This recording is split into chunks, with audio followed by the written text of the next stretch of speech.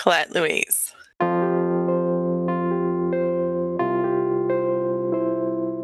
She was feisty, so she would take her one hand that was free, that didn't have all the cords on it. She would take it and try to pull the cords from like her nose and her mouth, and she would fail because she didn't have that strength. And so then she would stop, and then she'd take the other hand and try it again. And like, was hilarious to see this like little tiny baby trying to pull these things out because she just didn't want them. Welcome to Still a Part of Us, a place where moms and dads share the story of their child who was stillborn or who died in infancy. I'm Winter. And I'm Lee. We are grateful you joined us today. Please note that this is a story of loss and has triggers. Thanks to our lost parents who are willing to be vulnerable and share their children with us. If you're listening to this podcast, just know that on our YouTube channel there are pictures and videos that are related to the stories that are being shared. Subscribe and share it with a friend that might need it, and tell them to subscribe. Why? Because people need to know that even though our babies are no longer with us, they're still a part of us.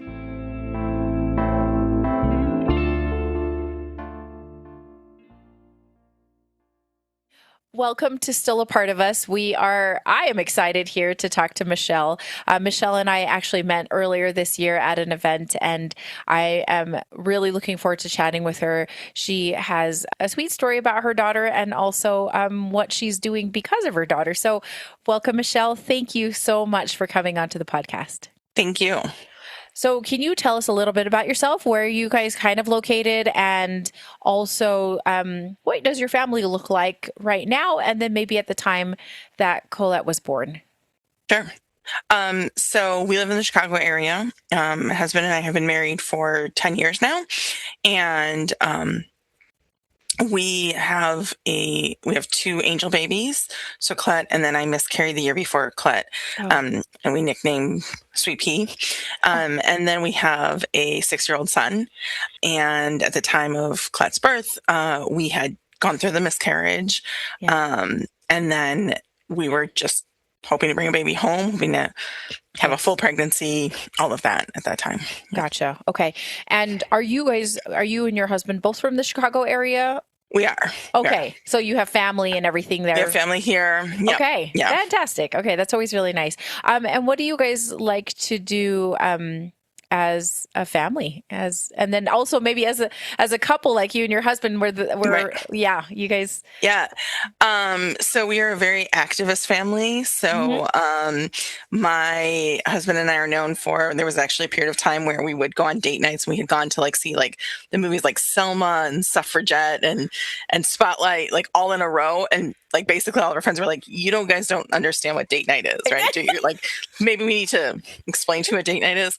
So that's kind of always been our basis. Always, we're very big into musicals, Cool. and plays. And so doing a lot of that. Diehard Cubs fans. So nice. That's definitely a big part of our story. And then, as a family, I think we've really extended that out. My son can perform all of Hamilton and For You, and just has been able to know that for a couple years now. Oh, dang. And so really just knows all of this kind of stuff that's really interesting. And he's definitely very into trains. So we've been doing a lot of train rides lately. Fun. Yeah. That is so fun. A 6-year-old. So I have a 5-year-old. Michelle and I also bonded over our common children that are five-ish. I think he was 5 when I saw you. He's a new 6. Yeah. Yeah, he's a new 6. And so they are busy. They are busy. Oh, yeah. Yes. Okay. So tell me a little bit about your family plans. Did you and your husband always want to have kids? What did that look like for you guys? Yeah, we always wanted to have kids. In fact, my husband and I have been friends for a few years before we started dating. Mm-hmm. And I'd actually gotten to a point in my life personally that I wasn't prepared at that moment in time, but definitely was I'll just have kids on my own. If it's not going to work out romantically. Okay. And so on our first date, I just point blank asked him about if he wanted to have kids. Okay. Because for me, I was just I'm not going to waste my time with somebody who may not want them. And luckily he did want them, and went from there. And so, we always wanted to have kids. And actually, so we got married in August of 2016. Okay. Mm-hmm. And actually started trying in about end of May, beginning of June of 2016. And that came from each of our moms had told us independently, if you were like a little pregnant at the wedding, nobody would care. And we were kind of like, well, if our moms don't care, then nobody else is really going to, like, who else is going to care that's going to matter to us? And that is going to put up a stink or whatever. Yeah. You want your moms to be happy. So exactly. And so it was just kind of funny because I don't remember which mom said it first, but it was like when we both kind of were like, wait, both of our moms don't care. We're like, okay, then. So started trying a little bit early, and then really just, my thought of starting a little bit early was we were giving my body time to get rid of, having been on the pill and getting onto a cycle and everything, so that we could get pregnant pretty quickly after we got married is really what I thought we would. Okay. And we did not get pregnant. We've only actually ever gotten pregnant through IVF. And so went through that. We did quite a few rounds of IUIs, really just because I was very anti-IVF for myself. I'd been raised Catholic and had that kind of feeling. And then definitely realized the havoc that the drugs were having on my body anyways. Yeah. And I was like, why am I doing this for a very low success rate? I might as well just do this for the better success rate. Yeah. Okay. And so got pregnant with our first round of IVF, and sort of felt like, oh, maybe that is all we needed, is, not to minimize what IVF is, but maybe that is what our answer was. Yeah. And then I ended up miscarrying. That okay. Pregnancy. So that was, when did you start IVF for that pregnancy? In April of 2017.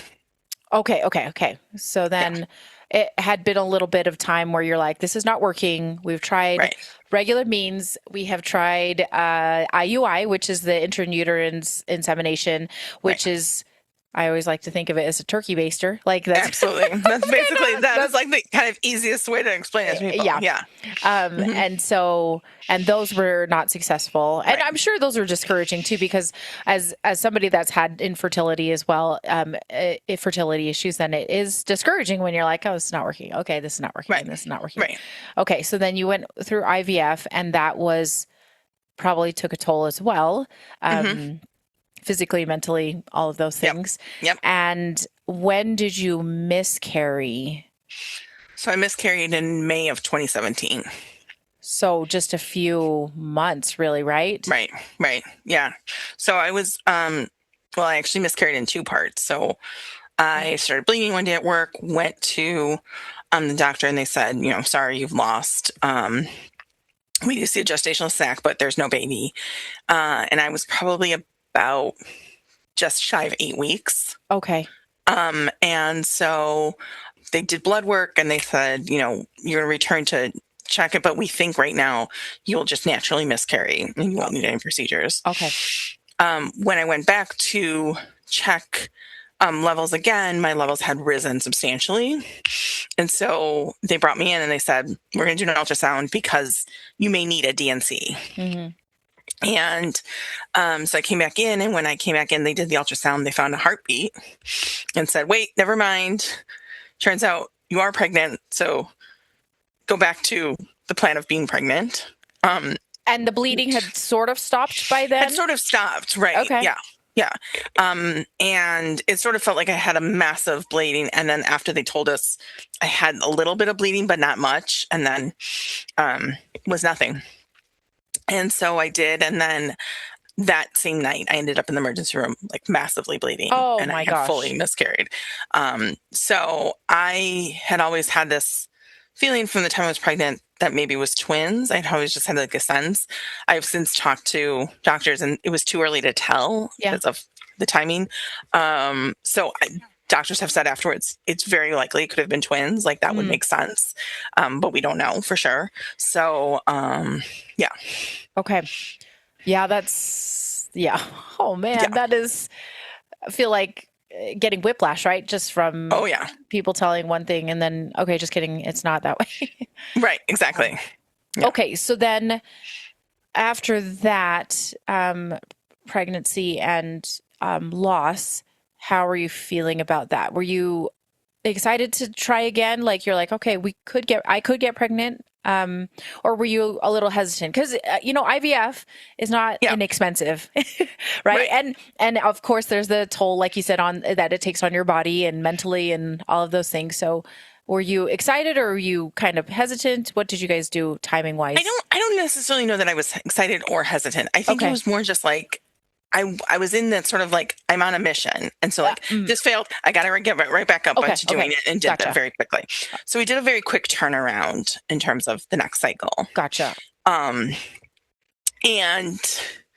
like I try not to say I have regrets on any of those steps we took, because we took them with like the best information we had and what we thought at the time. But if I had to say like there's a regret, I wish I had taken a little bit more time before I jumped right back into it, because that was a lot on me. And so we did one more round that didn't take. And quite honestly, like part of it is I think I was not in a point where like everything was okay with me anymore. Like I think I was struggling myself. And so I wish I had taken that like second to like take a deep breath and like just give myself.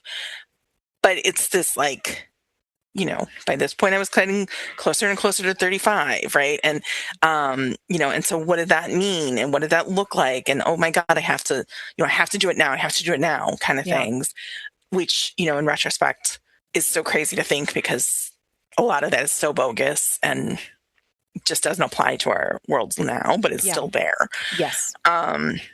And then I was very frustrated with our fertility place at the time. I had gotten very frustrated with our doctor. I didn't like how they had handled my miscarriage. I didn't like sort of once the second cycle had failed, sort of the like plan. I didn't think like I thought they were just like throwing stuff at the wall and hoping it stuck. And I was like, that's great for some things, but you're not going to do that with my body and my family. Yeah. And so we ended up switching doctors night and day. Our second doctor I absolutely loved. And one of the things that I really loved was that she herself, she was actually pregnant with her first, and she was an IVF mom. Okay. And so it was like, oh, you really get it. Right?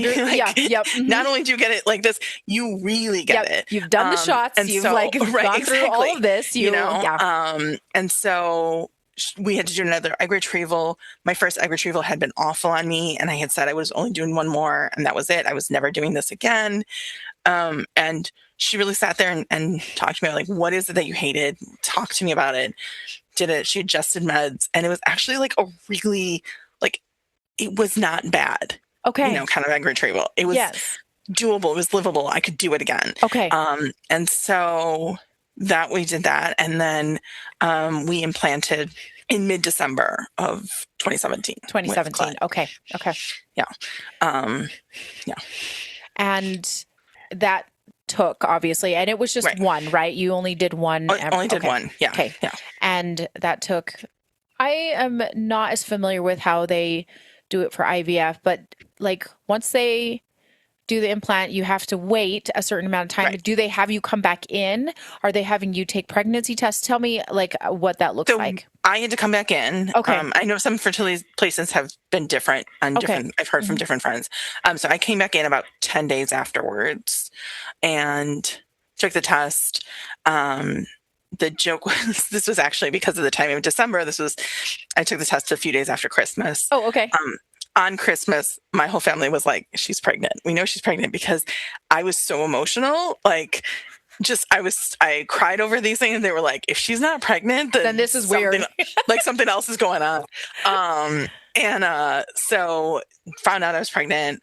Was this really thrilling, because just everything about it felt different than it had the first time around. Yeah. And although there was like more fear, there was also like, I felt we were so much more supported that it didn't feel as bad. And so it was really that. And then I did have two ultrasounds with my fertility place before I was discharged to my OB. Okay, perfect.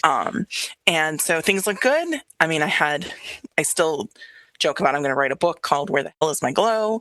Because I kept waiting for that moment, and I just felt like all I did was throw up. Oh, no. And, I still laugh over a friend of mine at some point we went to lunch and she was like, "Oh, you're glowing." And I was like, "That's not glow. I've been throwing up all morning. That's sweat." Like, Yeah, you're what like, are you talking? this This is is the not glow. post vomiting look. Right. It's not good. This is sweat. No, no. But otherwise it was like a pretty normal pregnancy. So I did have some spotting at a point that was scary. I was put on bed rest for a weekend. Okay. Had an ultrasound and everything was fine. And so they kind of just, there are points in pregnancy where it's not uncommon to spot. Yes. And so that's what it was. And I took the bed rest very seriously because You wanted to. I wanted to make sure everything was okay. And I had been there before and all of it. But otherwise, like, was a pretty normal pregnancy. Okay. So, and then I want to back up really quickly. So when you found out that you were pregnant, when you went in like 10 days later, was your husband with you at that time? Yeah, I took the blood test and then they called me later that day. And so it was just me. And then did you? And we kind of knew by that point. Like you were kind of feeling it too? I was kind of feeling it. I think we were kind of like, yeah, something's going on. But what's hard with IVF is a lot of times you are taking progesterone as well, which is what is you're raising in pregnancy. So sometimes you do have like false where it feels like you might be pregnant and actually you're not. Because of the progesterone. So, but we were kind of sure that we would. So, Okay. And then when you finally told your husband, did you do it in a special way, or you're just like, I think it's just because we knew it was coming. So I think as soon as I got the phone call, I was at work. Yeah. I called him and he picked up and I was like, yes. And he, and so we knew, and I think it's one of those things that like, simple things, but that you get robbed of the like ability to tell your partner in this like fun, creative manner because it's so clinical. Yes. And, you were just waiting for that moment, that day that they tell you, because then that means things have worked and you've gotten to the next step. So, And then did you tell your family in a certain way, or they're just going on the assumption that she is so emotional on Christmas? So I did tell my family. My husband chose to wait a little bit on his family. And, I told a couple of close friends. I had a friend who had a child by IVF already. And I had been with her through a lot of that journey of her figuring this out and doing this.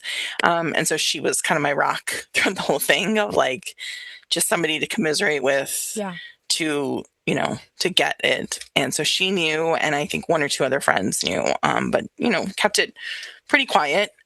Just really wanted to just be careful, right? The whole, like, we're not going to tell anybody until 12 weeks, that kind of thing. So you're not feeling super duper great. And then you had already been kind of transferred to your OB after having a handful of three ultrasounds?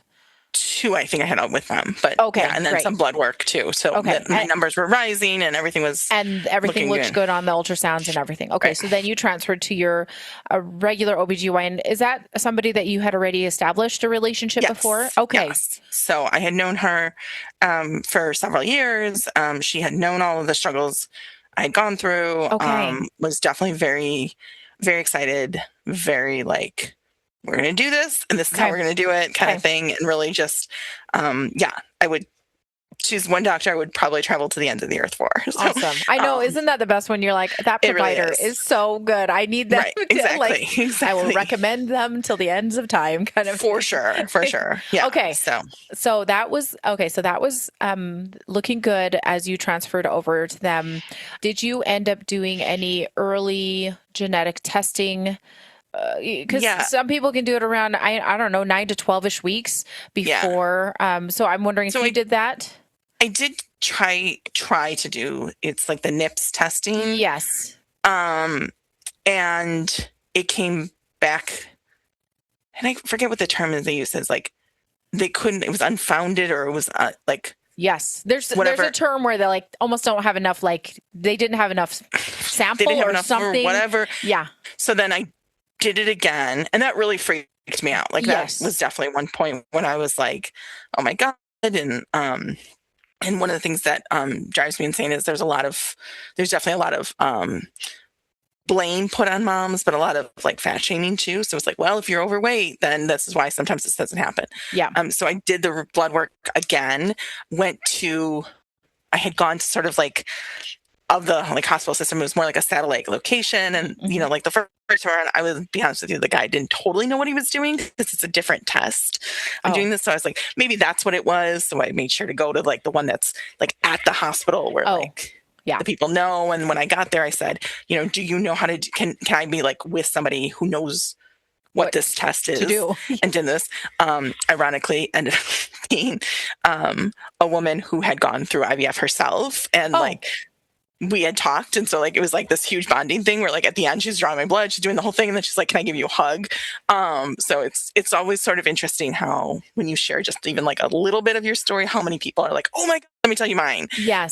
Yes. So I did that. And again, it came back like the inconclusive, I think is what it is. And twice in a row. Geez, Louise. Yeah. And my OB was very like, listen, it's not the end all be all. It doesn't mean anything. There's so many other ways we can test the concerns from there. And I was like, okay, but it like stuck with me. It was definitely one of those like, what is going wrong? What am I doing wrong? A lot of the self-blame, right? That we do. So that was the only one I did. Definitely did, the ultrasound where they check like the length of the neck and, things like that. Did all of those kinds of things. But yeah, didn't have anything else like test wise. Okay. So then you're going along and so that came inclusive. So that I'm assuming, was that around 9-10 weeks or? Yeah. So I think up like the 10 to maybe 12 week kind of like area. And then it takes a minute for it to come back. And then, there was a few weeks there where it was like inconclusive. Okay, we'll try again. Inconclusive. So there was a little bit of around 12 week, I'm assuming 10 to 12 weeks or so. Right. Okay. That would make me nervous too. Like it definitely would. Okay. And then, you have, you're seeing this doctor. Are you scheduled? Are they, because of the fact that you had a previous miscarriage, are they wanting to kind of see you a little bit more often, or are they feeling like you're okay? I mean, relatively low risk essentially, or what were their thoughts? It wasn't really extra, but it was definitely like with the implication of like, whenever you feel like you need that, please come in. Like we want to make sure that we're like seeing you and you're not spending, hours and days. Yeah. Like, oh my God, what if, like, come in, let's see it. My doctor was doing, like a bedside ultrasound at every visit. Okay. And so, so things were going well. I mean, everything was looking good. You guys had your anatomy scan then around 20 weeks? About 20 weeks. They did have a schedule to come back like 2 to 3 weeks later, just because they said some of the positioning, they weren't able to measure everything. So they said, just come back, whatever. And so that's what we did. That's what we had planned to do. And the 20-week ultrasound, quite honestly, was like the last, for me, it feels like it was the last normal moment of the pregnancy. And then everything kind of went out. Okay. And that's not totally 100% like to the moment, but that's kind of what it feels like. Okay. Because you were like, they got there and they said, she looks good. Like I generally, except for a few things that they couldn't quite see. Right. Right. Yeah. And that was kind of what it felt like. It was like, nobody was sounding an alarm. It was more just like, we didn't get all the measurements and the things that we would like to get. And that felt very like, okay, that makes sense. I've had plenty of friends who have had to return to things because babies turned one way or, and, and there was definitely like, they tried to move me a couple different positions to see if they could get certain things. So that's what it felt like was, okay. What was happening? Okay. Yeah. And you're like fairly normal-ish thoughts. Right. And nobody seemed to be like, this is concerning or anything like that. It was more just like, you do have to come back. It's part of the process and it's fine. When is that the time that you found out that Colette was a girl, or what did you guys find out earlier doing the genetic testing? We did not find out at all until she was born. We didn't. No. Now I will tell you, I knew she was a girl from like the moment. Did you? Yeah. To a point where like we always joke, my husband and I had a fight at one point because we figured out a girl's name, and then he said, okay, well now we need a boy's name. I said, no, we don't. And he's like, you don't actually know this. And I was like, oh no, I'm telling you, I know we're having a girl. So honestly, when I went to deliver her, we kind of had a boy's name, but not really. Yeah, because you're like, I'm pretty dang certain about this. Right. So like if I had been wrong and we had had a boy, we probably would have had to be like, is this what we want to go with? Because we didn't like actually confirm. We didn't actually like totally love the name. It was like, yeah, okay, like sure, that works, kind of thing. It wasn't like this is the name, which is what we felt like with Colette. We're like, this is the name, Yeah. So yeah. Oh my gosh. Okay. So so a couple things. Was it just a feeling that it was a girl? Just a feeling. Okay. Yeah. Just a really strong feeling from like day one. Okay. Yeah. And did you have her name chosen out? We did. Okay. We did. So you really liked the name Colette. So tell me why you chose that name, because I think it's a beautiful name. It is, I think, unusual. So yeah, tell me about it. Yeah. I mean, because I had this feeling as a girl, I was just like, in the world we were in 2018, excuse me, I was just like, there needs to be some badass girl's name that she's going to have. Like, yeah.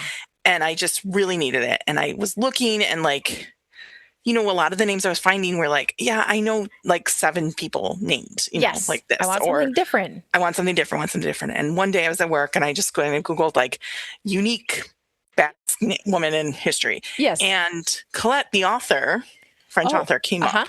And I just was like, Colette. And all of a sudden it just like kind of clicked. I was like, oh, I like that. And then it also happened to be my husband's like favorite book and play is Les Mis, which is Cosette. Yes. And I was like, okay, I love it. There's that. There's some, I just like really like liked it. And I sent it to my husband. I was like, what do you think? And he was like, oh my, that's her name. And I was like, okay. And then, we were thinking of a middle name. And so we met doing our master's in nonprofit management at DePaul, and St. Vincent de Paul's female counterpart was Louise de Marillac. Oh, so okay. I said, what about Louise? And that was it. And so it was like Colette Louise. And that was where we came up with it. And it just... And that was right. And it felt right. Felt right. And like seeing her, it was like, this is her name. Like it just, everything felt like totally this was what it was meant to be with that. So that is cool. Yeah. And you do want you do kind of want a really cool, strong name. Like, and it's a cool, strong name. So yeah. Okay. Well, fantastic. And then I'm curious if your family did anything with were they planning baby showers or how that was going to look? Yeah, there was definitely a plan for a baby shower. So I was due September 7th. And so like mid-August, there was a plan for a baby shower. Okay. And so you guys are going along at the, like I said, midpoint, 20-ish weeks or so. And can you tell me how you were feeling around that time? Like, were you feeling a little bit better, or were you still kind of nauseated, vomiting? I still was kind of nauseated and vomiting. The best day I felt was like the day that everything sort of turned and I ended up in the hospital, was actually ironically the day I had felt the best in the whole pregnancy. Which is so unfair. So funny. I was like, rude. Where I was like, oh, this is what they mean by second trimester gets better and, that kind of thing. Yeah. And then to have like that, rug pulled out from under me, like, never mind. Yeah. That's not actually what you thought. But yeah, no, I mean, definitely was struggling. I definitely was exhausted. I definitely was doing all of it, but was feeling better. It definitely was better once I told people at work. And so they just understood. People understood instead of me trying to like do this and cover for the fact that like I was, so I could say things like, oh my God, my pregnancy brain, what did you say? I'm sorry, and it wasn't me trying to like cover for that or, things like that. That definitely eased a lot of the stress too, in addition to, I'm sure, like physically, hopefully I was getting to a better place in a pregnancy anyways. But yeah. Okay. Yeah, still dealing with it. And then can you tell me, I know that you were supposed to come back in a couple 2 to 3 weeks later. Is that right? From the anatomy scan have another scan. So can you tell me how that looked, or the things that were leading up to that point in time? Yeah. So so I was at 20 weeks. When I was 21 weeks pregnant, I had this just really strong intuition that something was not right. Mm. And I couldn't tell you what it was. But I knew something was off. And I said, I'm going to make an OB appointment. And I went Okay. in, and my particular OB can get really backed up with it. She's in a practice with a lot of other OBs. Yeah. And I was like, I'm just going to see what I can find. And was basically like doing this. And I was like, and I still, even though I had this really strong intuition, like something's not right and I need to go in, I also was like talking myself out of it. I Like, you're know. overreacting and you're like, what are you doing? Yeah. Whatever. And so I went on to look for an appointment, and basically was like, unless I find an easy appointment that's like meant to be, I'm going to just chalk this up to, I'm just being crazy in my head, and it turns out my specific OB had an appointment the next day after work, like open. And I was like, okay, well now like the universe has spoken and told me you need to go in. And so that was my plan. I went with, I'm sure, everybody in the world thinking I was crazy, including my husband. We were actually supposed to go to a Cubs game that night. And I was like, well, we're going to go to the OB and then we'll go to the Cubs game. And although he didn't say anything at the time, later he did confirm that the whole time he was like, you're so crazy. What are you doing? Yeah. Like, we don't need to go. And went to the OB. And when I got there, my blood pressure was 188 over 110. Okay. And so at first the nurse was like, well, the walk from the waiting room here, like, let's give you a minute to breathe. We'll come back and do it. And it's same. So they did it like 3 to 4 times, and it just kept being the same. What was your blood pressure usually at? So I think the highest it had gone was like a 135, maybe 140. So this was definitely high. Yeah. And so, did that. My OB came in. She didn't do an ultrasound that day, but she did a Doppler. And so heard the heartbeat, everything looked good. And then she said, this blood pressure is really concerning. I need you to go to labor and delivery.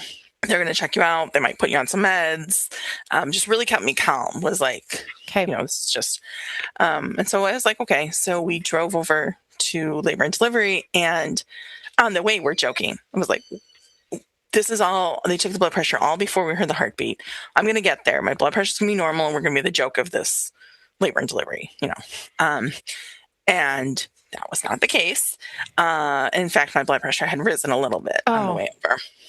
And so, there was all this stuff, went through this whole situation. There's still a baby resident that I either scared the hell out of and he ran fleeing from OB, or he is like the best OB in the world now. I don't know, because at one point I just like total just bawling. Like, I can't believe this is happening again. What is it? Just complete, the ugly cry and all of that.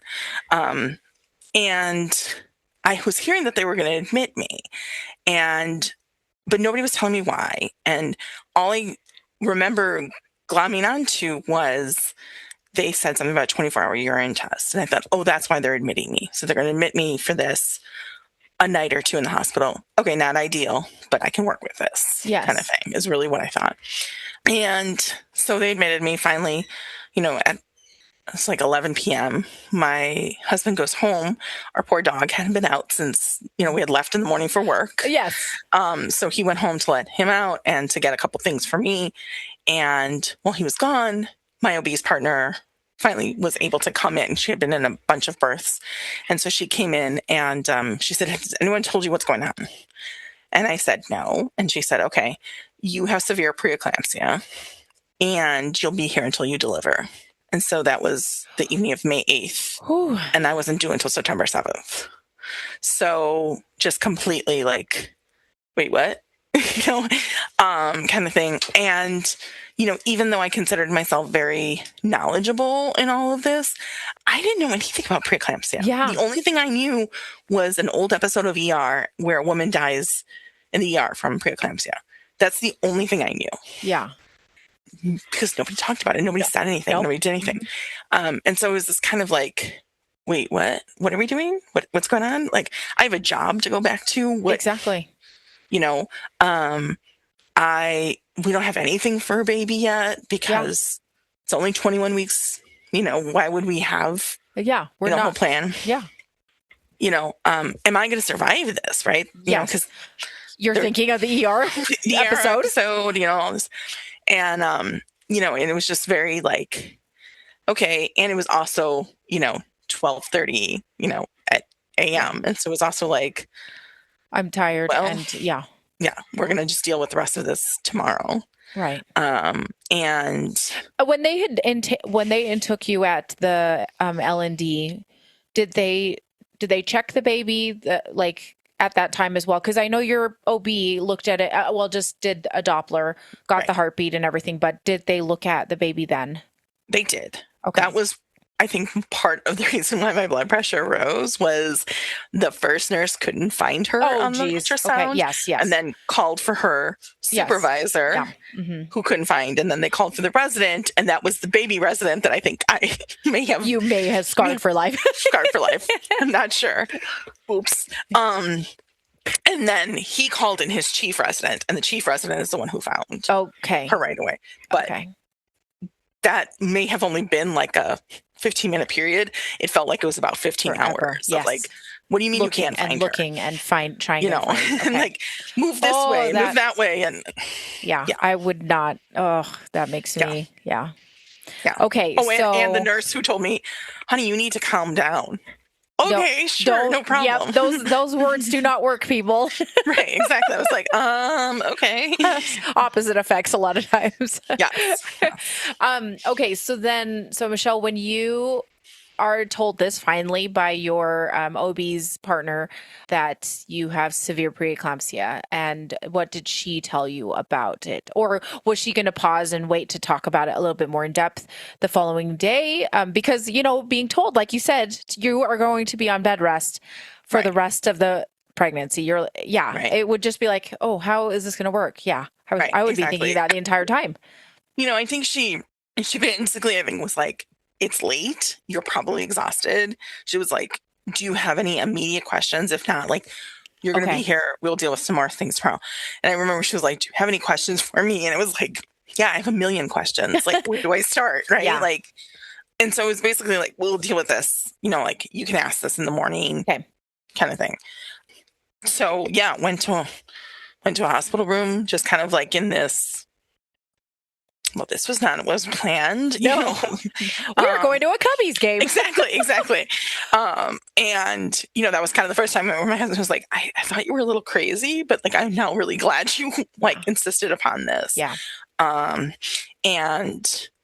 so, it just went through it. And then, the next day was just a blur of activity, of an MFM and a neonatologist coming in and talking to us about numbers and likelihoods of survival and all of this. Oh. And then, they said, well, do you know if you're having a boy or a girl? And we said no. And they said, well, we need to find out because that will affect the odds we tell you. Oh. And I was like, okay, well, we don't want to find out. And they were, they kind of insist upon it. So they sent me for an ultrasound. And basically what I said to the ultrasound tech was like, I need you to find out and you to tell the doctors. We don't want to find out. And she was like, okay, got it. No problem. Did the ultrasound, came back and the doctors were like, okay, so what are you having? We're like, we don't know. Like they couldn't tell. No. You have to call the ultrasound tech. Yeah. And they're like, yeah, but then I said, look, and this you just tell us the odds based on whatever you tell us. My motto. I was like, look, ideal went out the window yesterday. Yeah. So like, let's get to as close to ideal as we can. And for me, it was just one thing I could control, right? Yeah. I could control whether or not I knew we were having a boy or a girl. Yeah. I could control that. I couldn't control a whole lot of other things. Yeah. That I could control. So, so that's what we did, We didn't know. We stayed in the dark about that. Mm-hmm. And, they proceeded to tell us a whole lot of, you need to get 24 weeks. At the time, our hospital's rule was they didn't intervene before 24 weeks. Right. So that became the goal, was like, we're doing this. It was like, okay, and we're making this your home. This hospital room is going to be your home for the next, we're hoping months, Yeah. Which to is do that. Crazy to think about. Yeah, for sure. Were you feeling any of those physical effects? How were you feeling? Because blood pressure is skyrocketing, right? Um, The funny part is, like, I didn't really feel any of the effects okay. of the blood pressure. I was scared out of my mind. Mhm. I was bored in a lot of Oh, cases yeah, because I'm sure. it's like, Feel like oh, I'm look sitting here. in a bed. Yeah. Great. Okay. I knew the inventory. I got to know the inventory of the gift shop very well because that was one of the things I could do. Like my short walks is I could go downstairs and go to the gift shop. And that was it. Um, I knew that inventory of that gift shop so well. Like I could have told you the second something like moved out New or in or something new. because I knew that inventory very well. Oh my gosh. And I was able to do some work from my Okay. hospital bed, which the doctors and nurses encouraged just because they were like, if not, you're going to lose your mind. Yes. Just like sitting here Yeah. and not having this, and just had doctors constantly in and out of my room, just checking on me, doing things like they would check my legs to make sure I didn't have too much fluid. Mhm. I was having my blood pressure checked every 3 hours. I was on an IV with blood pressure meds. Yeah. It was a constant, like, Yeah. in and out of doctors to do it. And really just hoping and having a big calendar on the wall to cross off the days because we were getting, it was like, let's get to 24 weeks. Let's get Yes. to 24 weeks. Yes. And whatever that took. And that was really just the goal. Okay. When you entered, let me just make sure I've got this correct. You entered the hospital 21 weeks, and was it a few days or was it right on 21 weeks or? So I was probably right at 21 weeks. Maybe I was 21 weeks in a day. Okay. So you did definitely need to get to another, 20-ish days, 21 days to get to 24 weeks. Okay. Yeah. So it sounds like you're doing okay. Lots of, just being in bed. Yes. Lots of being in bed. And for the most part, like they were able to get my blood pressure under control with meds. They did. Okay. Pretty well. Okay. And that was kind of the test. Like, we're going to keep you as long as possible until either we can't control your blood pressure anymore. Okay. Or I was getting blood work done, and like if the livers and stuff had started to rise to a point, either that or we see babies in distress. Okay. That was kind of the two things. So it was like, okay, so. And how was Colette doing at this time? So I'm assuming they were checking her pretty often too. They were checking her pretty often. So what it turns out was when I was admitted and they did the ultrasound, they came back and said, she's measuring about 2 weeks behind. Okay. And they said at 1 week, we don't worry about it because not everybody is up exactly at the same, to the day. They're like, at 2 weeks, we start to be concerned. Our hope is that once we're here, you've controlled your blood pressure, that we will see a catch-up of growth. Okay. And so that was kind of just the hope, was like, we're going to just see that, we're going to monitor it. They would do like the fetal heart rate on me. They'll strap me in to do that, a couple times. And just sort of see if there was issues. So there was, I think, 2 to 3 times where like the heart rate dipped a little bit, and they would send me down to be monitored in labor and delivery. And then it would rebound and everything, and they would send me back up. Okay. And so that happened a couple times. But otherwise was like pretty good, did this. I had one, ironically, it was, my mom had already had plans to come over before all of this had happened to watch the royal wedding. So Meghan and Harry's wedding with, 3 a.m. or whatever. And so when this was happening, my husband was staying every night. And I said, you know what, why don't you take a night and you actually get like a good night's sleep in an actual bed? Yes. And my mom and then my sister will stay and we'll watch the royal wedding. Watch the royal wedding in the middle of the night, right? Right. And this sounded like a great idea. And when they came in to check my blood pressure, like I said, every 3 hours, so it's probably around the 12 to 1 a.m. kind of thing, my blood pressure had spiked. Oh. So they were increasing my meds. They at some point told me to stop eating because we might have to go into a C-section. All of this. Are you close to 24 weeks by then? No, so I was probably about 23 weeks at that point. So which like, I know my mom was like, well, look, if you have the baby, you can call the baby Megan or Harry or, all this stuff. And I was like, shut up, because I can't deliver the baby yet, Yeah. Yeah. kind of thing. It was funny though, that when my husband got, my sister had been texting with him from the get-go, basically. When my husband got there, he goes, the one night I leave her alone with you guys, This is what happens. this is what you do. Come on. And so luckily that rebounded and it was okay. And so they had gotten to a point, and they would tell me ever so often if they had to raise my meds, like, where is it that we would top out, and like that we can't go up anymore, in which case we then have to consider a delivery. Yeah. And I wasn't there, and I still had room to grow.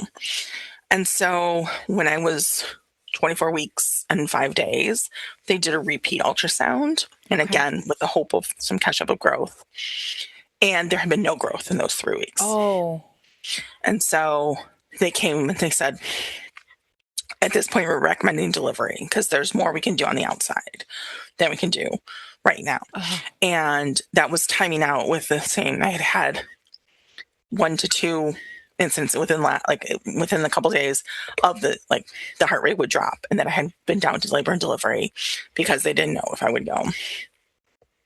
And so we agreed. We decided to go ahead with the let's do this and deliver, kind of thing.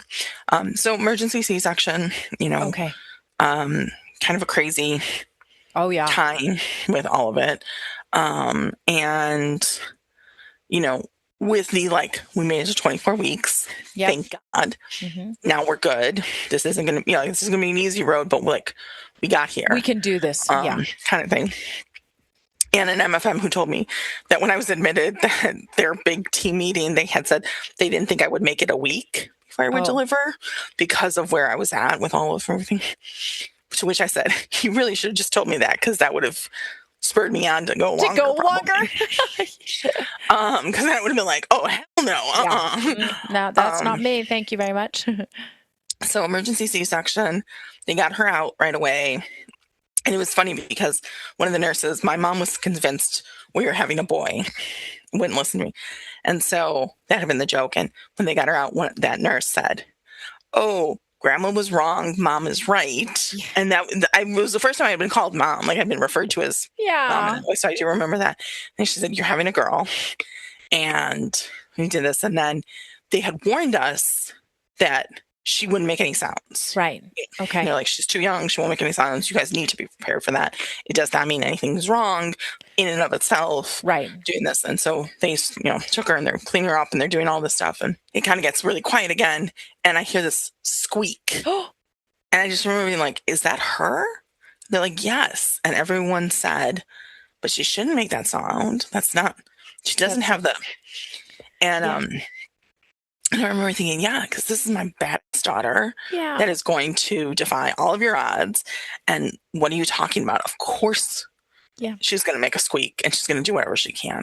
And so, they were finishing, closing me up. And Mark, my husband, we had sort of, we hadn't officially said this, but we had implied this, was that once we got to a certain point, he was told how long they would need to kind of take care of her there before he could see her in the NICU. Okay. And so he said, I was going to go. And I said, oh, absolutely. Please go. I said, give her, tell her I love her. And, and so he left. And then that was when my C-section started to get traumatic. So, the epidural, they were having problems putting my intestines back in, and the epidural wore off. So I actually felt them on me. Which is very scary. And the anesthesiologist was like, we're going to have to put you under to finish this. And it had happened the day or two before when I had been down in labor and delivery. I had talked to anesthesia at that time, and they had said, we're really going to avoid putting you under because with the preeclampsia, that carries a whole bunch of risks. Yeah. Yes. So when they were saying they were going to put me under, obviously I understood it had to happen. Yeah. But I really thought, I'm not going to wake up from this. Yeah. And was like, okay, they got her out. And I remember thinking, okay, well, at least I know what her name is, so she doesn't have some stupid name that my husband would come up with. To which he's always like, what stupid name did you think? I was like, I don't know, but at least I knew that. Gosh. That is hilarious. And, and then my husband and I had a chance to like say goodbye to each other. And like, if that was it, that was it. Like I was prepared for that. And so they put me under, they finished everything up, got me back. Total shock to wake up in recovery. Because that was not at all what I was intending. And, so that was weird. And then, I was still on a magnesium drip, which you're on for 24 hours. Mm-hmm. So they were going to send me up to my room, and my husband, God bless him, who is very laid back and goes with the flow, for probably the only time since I have known him, he flexed muscles and was just like, no, she is going to meet her baby in the NICU. Like, you are not taking, like, you will take her. And this is all going on. And he said, if I have to take her myself, I will. I think it's better that she's taken with experts, but I will take her myself. So you guys have a choice. So before I went up to my room, they got to wheel me in, and I got to see her. Good. And that was always like one of those, like, didn't know you had it in you, but thank you did, kind of things, because I got to see her. Definitely, not at all the way you intend to see your baby, right? She was just barely over a pound. She didn't look like a baby. I mean, she's so tiny, and she was just covered with wires. Exactly. Hooked up to everything. But one of the things was, she still had a pretty full head of hair for 24 weeks. She was blonde. For a tiny frame, she had very long legs and very long arms. And she had my nose. And that was the thing that everyone would say, like, because you could see that, you could at least see that much. Everyone would say, she's got Michelle's nose. And so, that's so cute.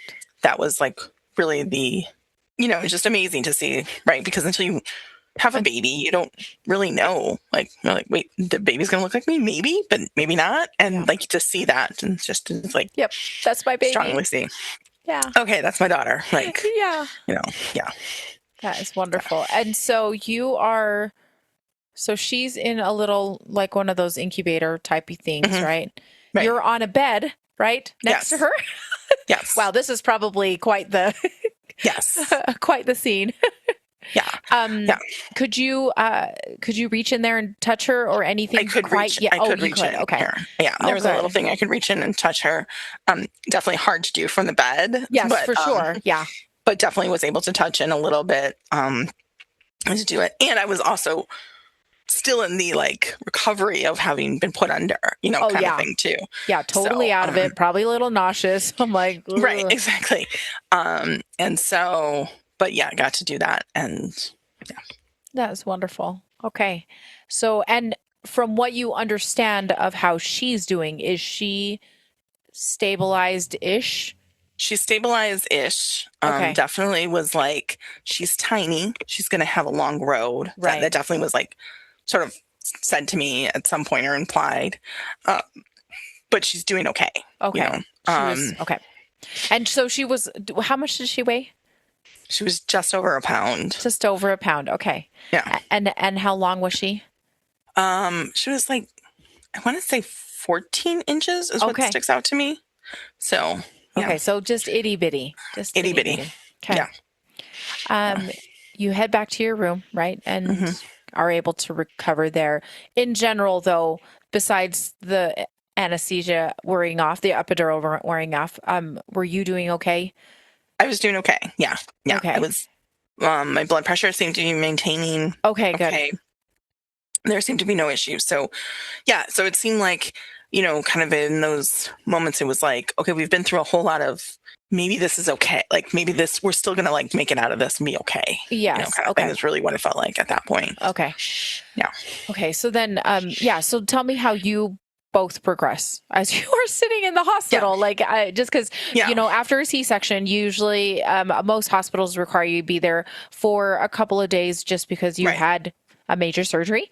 And so tell me how you're feeling, and then tell me how she's progressing. I was feeling okay. I was very stubborn. So I was like, I'm not going to stay in bed here forever and ever. Like, Yeah.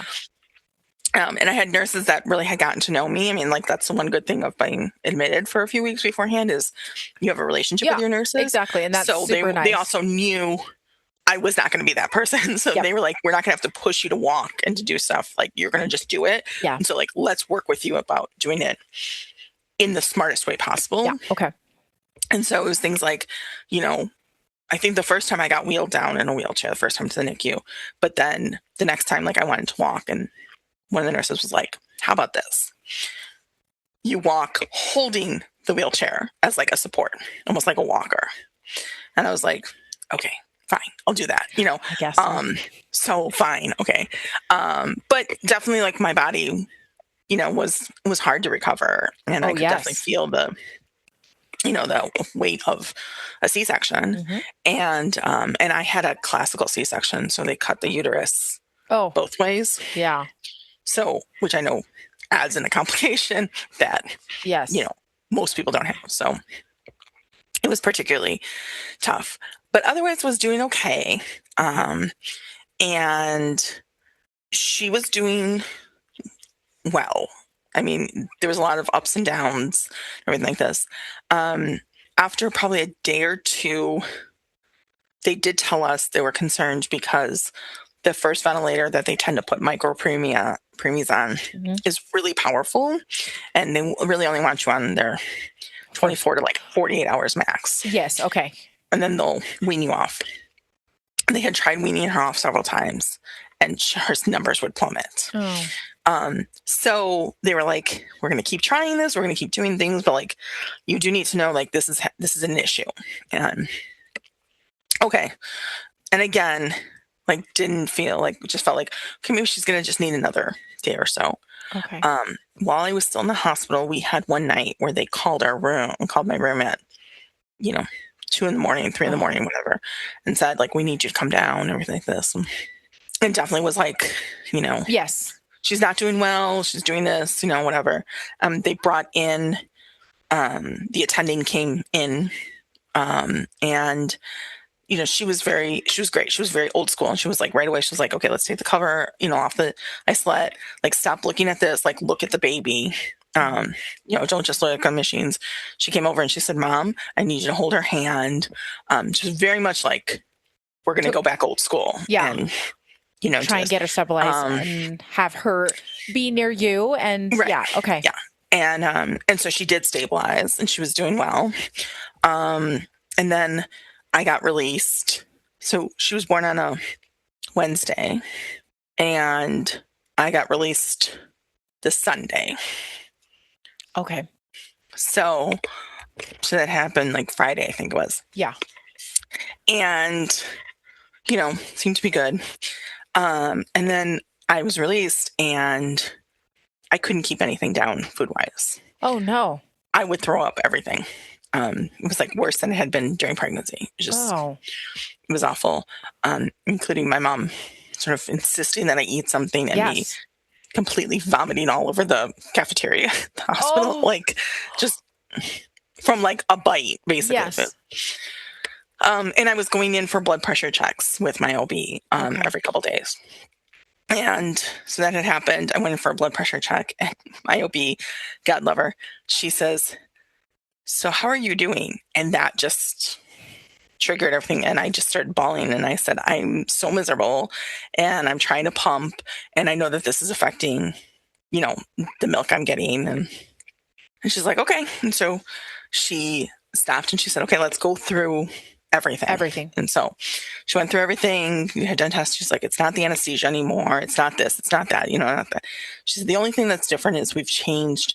You were released on blood pressure pills instead of like having it through the IV. She's like, so let's look that up. She's like, you know, it's a blood pressure medicine I give out regularly to pregnant and postpartum, but let's see.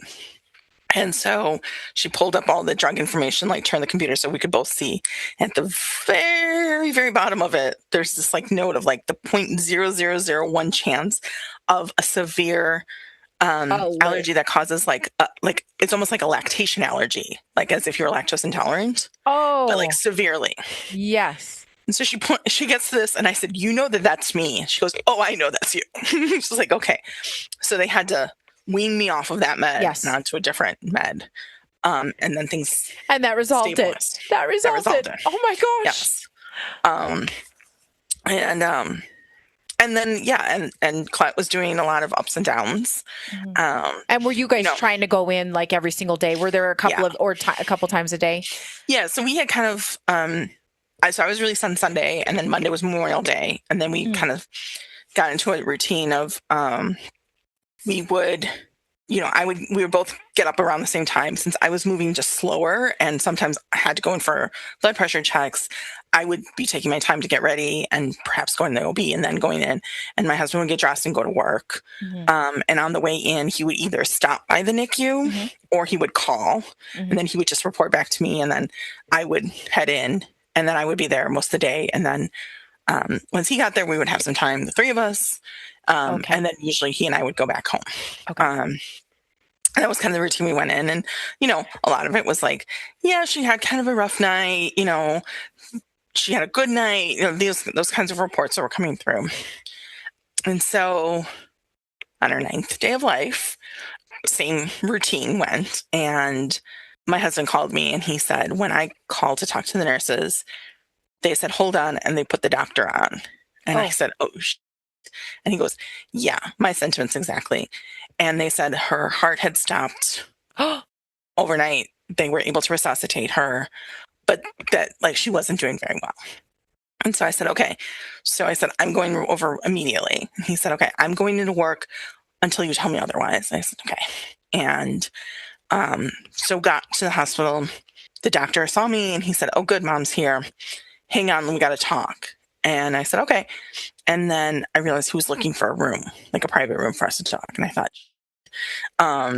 this is, right? Like all the stuff that we know is like, these are the signs that things are not going well. And so he found his private room and started to tell me her lungs were not doing very well, that she had not been able to get off of this machine, and that was so high powered that it could eventually get to a point where it would almost shred the lungs. Yeah. And so he said, this was happening. We still are not able to get her off the machine, and her lungs are now having difficulties. Yeah. Already having been undeveloped, and now this. And so he was going through all this stuff, and at some point, it just turned into sort of the Charlie Brown's teacher of I have no idea what you're saying to me. You're just sort of talking. And he said, I think you should call your husband. I said, okay. And he said, you have this room for as long as you need it. And this whole time, I was kind of like, you're telling me all this stuff that is going to be one day part of a story I'm going to tell at her wedding, right? Of remember when they were so afraid of all this stuff? And so he made it to the door, and then he stopped, and then he turned back around, and he said to me, do you believe in baptism? And I said, I do. And he said, well, it's time to consider that. And that was the first time nobody said the word death. Nobody said dying. But the idea of when he said it's time for baptism, that was when I was like, oh, the reason why you baptize a baby in the hospital is because you think the baby's going to die. And so for me, that was the this is, And so I called my husband, called my sister, was really trying to avoid calling my mom. She happened to have a day where she was a principal, and they were doing an audit for one of her grants, and she had said, please don't, tomorrow, please don't bother me, kind of thing. And I was like, no. Because quite honestly, I was just in a state of denial. I was like, nothing's actually going to happen. Yeah. It's like, this is all of you guys freaking out, and she's going to pull through once again, and then, move on. And so our families started to gather, and at one point, my mother-in-law had gone in. There was only 2 people at a time. So my mother-in-law had been in with my husband, and she came out and she said, Mark wants to know if you want to go in. And in our NICU, and a lot of NICUs, they have a sacrosanct shift change hour where all the parents are kicked out while they do the shift change. And we were less than 5 minutes away from a shift change. And I said, no, it's fine. I was like, let's go get something to eat. We'll come back. And, once the shift change is over. And she said, okay. So we were sitting in a family room, and the nurse came in and said, Mom, we need you. And I looked at the time, and I was like, but it's shift change. okay. And it was just like you could feel walking around the family room, like the whole dynamic had shifted. Like the looks I was getting, the whole vibe was like, you're setting up for this. Like, you know that this is coming. And when I got in, they had taken the cover off of the isolate, and nobody else was in the room, like, doctors and stuff, but no other parents or anything. And then there was like, more of the sort of Charlie Brown's teacher of all the stuff they were telling us about numbers and everything. And so my husband and I sat there, holding each other's hands, really doing this. At some point, my sister came in and she had her hand on my shoulder. And that was another indication of like, they were very strict about 2 people at a time. Yeah. And I was like, they're letting in somebody else. And we're here during shift change. This is really not going well. But again, I just kept thinking something else is going to change, right? And then there was a point, and I have no idea how much time spent, passed, where I felt the doctor starting to say, and I think I heard him start to say something to the effect of like, it's time, and I'm sure to say like, to make decisions. And I remember, I think I only screamed this in my head, but I honestly don't know if I screamed this out loud. Just saying, like, feeling like a screaming of me, like, Colette, please don't make me make this decision. And saying that, and as soon as that thought, the scream was out, her number started to plummet. Oh. And so I always consider that like, one of the best gifts I've ever gotten, and the gift I got for my daughter was that I didn't have to make that decision. She kind of took it on herself. And so, then we were told, we will keep her comfortable. We'll keep her, alive. We will get her baptized, and we will take her, and the 2 of you and your families can hold her, and we will check twice. And then, when she passes, you guys will be holding her. And so that's what they did. So we waited and we got her baptized, and we went to this room. And so, my parents, my mother-in-law, my father-in-law had passed years before. Our sisters and their husbands were in the room, and we got to hold her. So first time we got to hold her was as we knew she was dying, and everyone got to hold her. And then she came back and she died in our arms. The doctor came in and checked for the second time, and I remember it felt like he took a long time to check her. And I thought, oh, this is the story, right? She's just going to miraculously pull through and be fine. And she wasn't. So he, lowered his stethoscope and said, she passed. And yeah, I mean, it just was surreal to sort of be in that room. And yeah. Oh, I'm so sorry, Michelle. Thank you.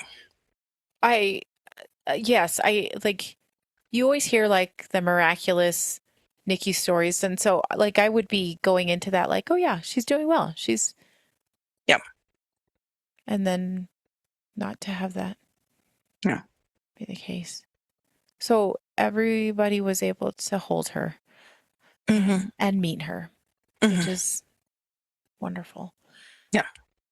When they finally got everything off of her, and tell me about how that was holding her, like just little bitty girl. I mean, it was very surreal, right? I one time where I worked with a woman who had said to me, and it always, I don't know, it just sort of stuck with me, who said the first time you hold your baby, like, you are forever changed. Yeah. And it just sort of stuck with me. And I remember thinking that at one point, like, this is the first time I'm going to hold my baby.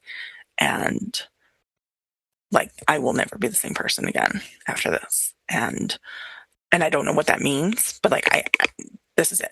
Like, it was one of those, like, even in that moment, I could see this is kind of one of those pinpoint moments that you will look back on and say, oh, this is where things changed. Yeah. And so that was definitely something. She was so tiny. She was so gorgeous and so tiny, and like, it almost looked like she was never really meant for this world, if that makes sense. Yeah. Like, it looked very, like, she was very angelic looking. Like, it was almost like oh, I don't think she was ever supposed to be like in this world. I think there was some, which is hard for me to say as her mom, but like, I think there was just sort of this feeling of like, she didn't totally seem real Yeah. in a lot of ways. And yet was very, very real, you know. And it was, I mean, she was all of the stuff that we had gone through, right? All the stuff I put my body through, all of this that I would do over and over again, you know, in a heartbeat. And yet she was the prize, the That what we got at the end, but also was like felt like it was a failure yeah, of that you didn't what it get to was. take the prize home. Yeah. Right. And in this, just like, I'm a mom, right, by every stretch of the imagination, and yet also I don't totally feel like a mom. Yeah. Because I don't get to have what the experiences that I thought I would have of Yeah. bringing her home and doing that. And what does any of that look like? Yeah. And, you know, that kind of thing. And like, whether it was in that moment or in the days after, you know, you start to think of like your relationship with your spouse and like, Yes. you know, is this the thing that we survive or is this the thing that tears us apart? Yes. And I don't know. And what do I do with that? And do I want to fight for this? Is this what I do? You know, having already been through a lot of the like stress of infertility and things like that, what does this mean? Right. Yeah. You do And yeah, you question so much, and right.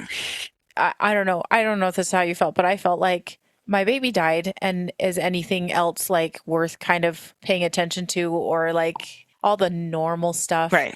And yeah, you kind of consider like my relationships, and you're like, is that worth it? Like, yeah, Right. it's No, so absolutely. crazy. Everything just It's absolutely. it flips Yeah. everything on its head. It feels like. Right. Right. And it's so strange to sit here and think over 8 years later, like I am so grateful for my husband and for our relationship and like Yes. all of that. And yet I remember in those days of thinking, do I even care enough to like work at this? Yeah. And it's really like, it's weird for me to say that because I'm so grateful and I don't think that I would have survived it with anybody else. Yes. Yeah. But those were those moments where I was like, is this even worth, do I even care enough to fight for any of this? Any of this. Yeah. You know, Like, does he care enough to like anything? And yeah. and what we found out was like, yeah, we did. And we did it. And, you know, and so, you know, I'm sure you get this with Lee is like, people say like, how did you stay together? And it was like, because we both said we wanted to, right? Yeah. And we continued to say we wanted to, and we continued to work at it. Yeah. You know, it didn't just happen in a click, you know, in the blink of an eye. It was work, and it was it was stuff. And it was a choice to get through it together. And obviously with the way we mourn and grieve looks different between the two of us, but yes, you do have to make a choice to like survive it together next to each other. And because it rocks people's worlds, like it really, really does. Yeah. Michelle, did you guys end up after I guess after she had passed, what did the hospital say about how long you could have her? And because this was the first time she didn't have wires on her, that you got to hold her, like, what did that look like? Did they offer anything so that you could be with her or anything like that? So the nurse said I can take her and I can clean her up. And she did have some wires still on her, and so she cleaned her up with the wires, and then she came back with an angel gown that was made out of a wedding dress, an old wedding dress, and she did it. And then they had asked, do you want pictures of her? And I remember thinking, I don't want pictures, like, you know, and luckily our families were there, and they said, get the pictures. Get the pictures. Yeah. And I remember waiting for the photographer and really feeling, especially when she was in that gown, really feeling more like she was like a doll or like something, because none of this was normal, right? This wasn't anything of what I anticipated having a child was going to be and holding a child was going to be. And so sort of almost feeling that like the disconnect from her of like, yes, I know that this person right here is my daughter, and also it doesn't feel like she is. Yeah. And then waiting, and the photographer finally coming in and taking these photos, and you know, a very nice man, but I remember him saying things like, her ear is so gorgeous, and thinking, who says that? Like, her ear? Like, I don't know, it was just like those kinds of things. And but took these pictures that I had no idea if I would ever want to look at. Yeah. Yep. And just thinking, okay, they're right, because I can't go back in time and take these photos. And so, yes, let's take them. And my only like regret on that is that I really wish somebody would have stepped up. We didn't take pictures with her. Oh. The photographer asked a couple times, and I was like, no. And I really wish somebody would have pushed me and said, just take the photo, and then you would have it, whether you want to use it or not, you would have it. But those photos were, and still are, I mean, prized, treasured possessions, because they established that she was here and she was real and she existed. And I think it's easy for, not that I would ever forget, but I think it's easy for the world to sort of erase her in a way. And I think a lot of people do that to make themselves feel better. And it's like, instead I get to be like, no, this is her, and this is how she shows up in the world. Mm-hmm. Yeah. Were they able to do any handprints or molds? Yeah, we got handprints and molds of hands and foot. Yeah. And just really, I mean, did everything the best that they could. Yes.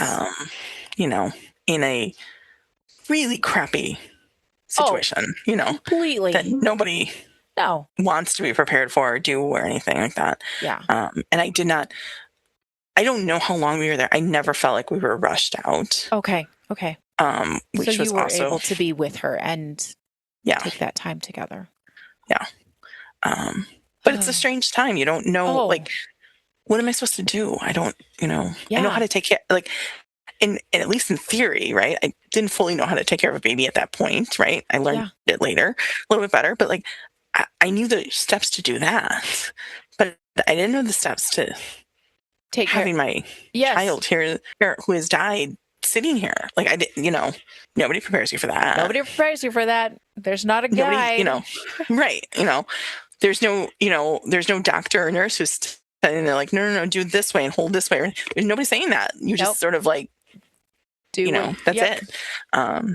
And yeah. Did they, I'm assuming at some point in time, somebody came in and talked to you about like, what would you like to do with the remains of your baby during that time, right? Yeah. What did you guys end up deciding? And did you also think, this is so nuts? Why are you asking me this question?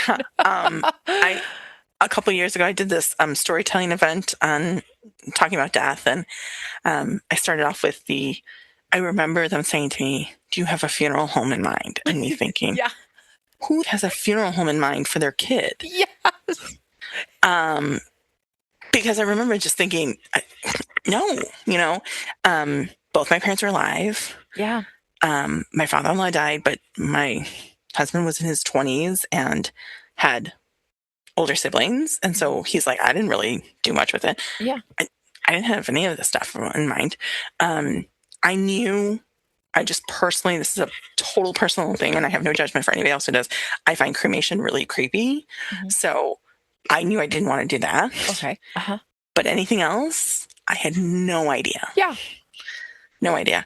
So I do remember saying at one point, Sarah's place, and whoever was in the room saying, is that the name of the funeral home? And it turns out my sister at the time, one of her best friends from high school, her family owned a funeral home. Oh. And that was the only thing that came up in my mind was like, this Sarah, particular, and, thank you for my sister who said, I'm going to step outside and I'm going to call her and I'll get the information. Okay. And so she kind of just took the lead on that and did that. That is kind. Yeah. And so, so I had no idea. I mean, we left her there sort of in this, like, do we take her somewhere? Like, what do we do with her? Yeah. because for as good as it was that they didn't rush us or anything, it was also like, so like she's here.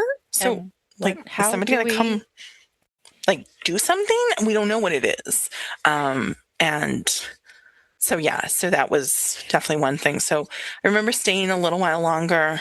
I remember a couple things. I remember at some point my sister pulling me aside. My sister-in-law had a friend who had lost later in the pregnancy. And so she had her whole nursery set up. And she talked about that the worst thing was when she came home was that the nursery was still all set up and doing this.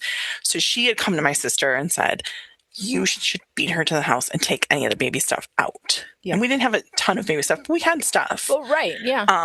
And my sister came to me and pulled me aside and said, we will go do that right now if you want, but you have to tell us what you want. And I said, please don't touch. Like, okay. To me, I was like, I didn't want just everything taken out and me not having the ability to like say, yes, I want to keep this. No, I don't want to keep this. Okay. Yes. That kind of thing. And so she said, okay. And she said, well, then what are you going to do? And I said, it's a room I can close the door to and I don't have to think about it. Mm-hmm.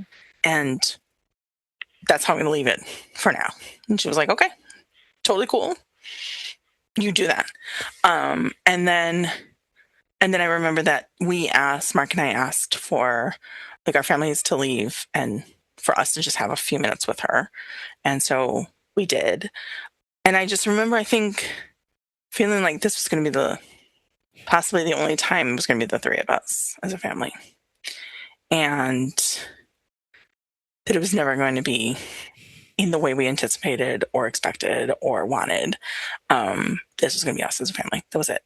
And that was scary to think about that. Yeah. And I think it's, one of the things that has stuck with me is like the family photo that will never be complete. Right. Yeah. And, what does that look like? And how do you do that, going forward? I remember just sort of, and I don't even know if we said anything, quite honestly. I remember us each holding like her hand, and I remember us holding each other, but I don't even know if we said anything, because what do you say? What do you say? There's nothing, and that sort of just became a theme. It's like, I don't know what to say. I don't know what to do with this. It's just there, and I don't know.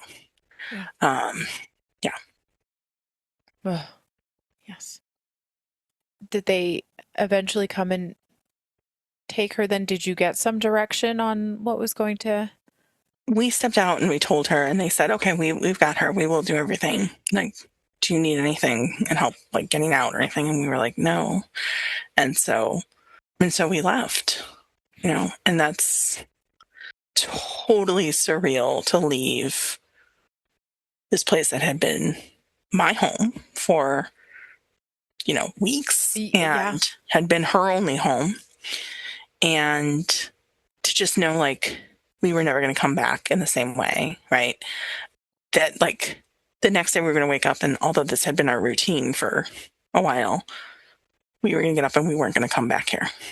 And that was really strange to think about, those moments of walking down this hallway to get to our cars and thinking, now what do we do? Yeah. I mean, and honestly not knowing. Yeah. Yeah, because there's no guide for that either. Right? Exactly. There's a lot of guides that we need to write. I swear. I don't. Mm-hmm. And how messed up is that guide? What to expect when your baby dies. Right. Exactly. Yes. It's not great. It's not great. And then did you end up having a funeral for her? Sometime later.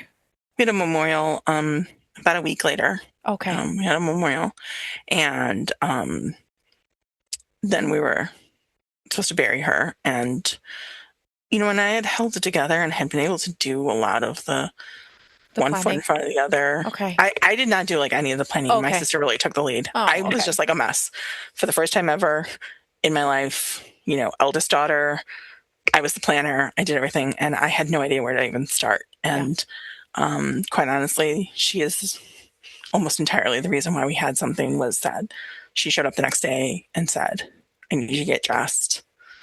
Said to my husband, and I'm going to go, you need to eat, and we need to go to the cemetery, we need to go to the funeral home, and like basically led us through the whole thing and did Good. that. And so we had a memorial.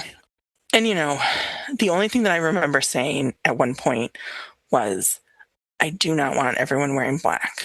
Like, I don't want to do this. And I want to really celebrate her life. And that call was put out to everybody. Good. And, you know, so it's one of the few times that there's a few people I can think of that one of the few times that I've seen them in anything but black. Oh, really? You know. Yeah.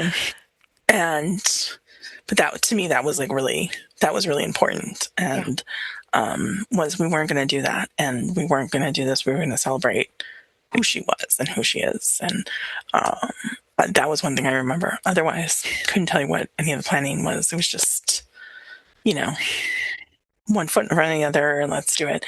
But I remember it was raining badly, and we had it in a chapel at the cemetery. And the funeral director came up to me and said, I don't think we should all go outside to bury her because of the weather. And he said, and I remember I just looked at him and I said, please don't make me bury my daughter. Please don't make me bury my daughter. And he looked at me and he said, do you want me to just go take care of it? And I said, please. And he said, okay. And that was the first time I think I was just like, I literally cannot do this. Do not make me do this. Because I mean, even now, I don't know that I would have survived being able to do, like, sitting there in that moment. I don't know that I could have done it. And, you know, I consider myself really strong and that, you know, I went through a lot in this whole process. And I think that's one of those moments that may have actually, broken me. Yeah. And I'm always thankful that he didn't, you know, push it. And he said, okay, do you want me to go do this? And I said, yes, please. Please do this for me. And he said, okay. And then he took the casket out and did it, and came back and said, you know. Yeah. And I said, okay. And there's things I wish I had done differently. And that is one that I will never second guess, because I don't think I could have done that. Yeah. And I didn't, you know, and it was just one of those, this is not anything I'm supposed to do. This is not what I signed up for. This is not anything. Please don't make me do this, like, one thing that's going to be horrible. And yeah. Oh, I'm so sorry, Michelle. Thank you. And thank you for sharing Colette's story. I feel honored that you were willing to tell us all of it, and that she had this short little, brilliant little life, and so grateful that we got to hear about it. Thank you. As a way to close, is there anything you wanted to tell us about Colette before we close up? She's a fireball. And she just radiated this love and warmth. And I feel like everyone who either directly had an interaction with her or just was around her felt that. And I think that's continued on. She has now become a big prankster. And so she likes to do things to really kind of mess with me. For a while, I wore a necklace all the time that had her birthstone and the letter C on it. And I was out somewhere, and all of a sudden I realized I wasn't wearing my necklace. I thought, oh, what happened? And I thought, oh, probably I was doing something and I had to switch shirts really quickly. Yeah. And I said, I probably knocked it off, and I didn't think too much of it. And I got home and I couldn't find it. And I was tearing apart the house, and, you know, went into the car and tearing apart the car and couldn't find it. And I mean, I'm searching in every nook and cranny I can think of. And I go into the bathroom and I'm looking again, and I in the bathroom, and it finally hits me, and I just start sobbing. Like, I have once again let Colette down. What am I doing? Whatever. And I'm just sobbing. And I, you know, pull myself a little bit together and walk out of the bathroom, and it is just sitting right there on the floor in the place that I had walked past probably 35 times. Yeah. You know? And I remember saying, Colette, it wasn't funny. And, you know, just sort of a jokingly kind of thing. And that has continued to happen over and over again, Just little just different things, like that. You know, we have, I had heard something a number of years ago about, in some cultures that flies who come, like house flies who come back in the house, are ancestors who have passed. And, we were in bed one night and this fly kept coming around and coming right near me and sort of almost like dive buzzing you. bombing me. Yeah. And I kept, okay, you know, kind of thing. And it was just one house fly. He just kept doing it to me. And finally, I'm half Cuban, I'm fluent in Spanish. And my like big thing I'll say is ya basta, which is like, that's, I've had enough. Like, this Yeah. is, you know, when I say this, like my son knows, right? If my mom says ya basta, like, like Yep. kind of thing. And I just said, Colette, ya basta. And the fly flew away and never like never did the dive bomb again. And so there's just these like little things where I very much feel her, and I think that's her remembering that, you know, reminding me that she's around and she's causing a little bit of trouble because, of course, I wanted my girl to cause a little bit of trouble. Yes, exactly. And you're the one that she wants to make sure that you know that she's around. That is wonderful. I think that's fun that you get to kind of know, you feel like you know her and her personality even now. So I think that's beautiful. Yeah. Michelle, thank you so much again for sharing Colette's story, and just feel her spirit, feel your spirit and your love for her. So thank you again so much. Thank you.